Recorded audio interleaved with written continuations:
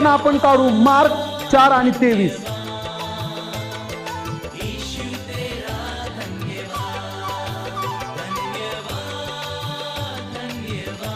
काय लिहिलेलं तिथं? मार्क 4:23.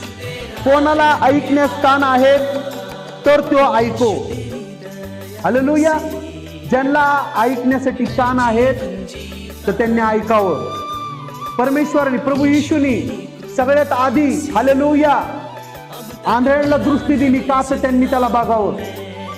बाहेरला ऐकणारे कान दिले का तर त्याचा शब्द त्यांनी ऐकावे. देवाची इच्छा नाहीये की तुम्ही बघून सुद्धा तुम्ही आंधळे बनावे. देवाची इच्छा नाहीये तुम्ही ऐकून सुद्धा तुम्ही बहिरे बनावे. हालेलुया. जो ऐकतो त्याला देवाने स्वर्गातलं सगळं काही दिलेलं आहे, पण जो ऐकूनही त्या गोष्टी करत नाही तर तो देवाच्या नजरेमध्ये पडलेला आहे. Praise the Lord. हालेलुया.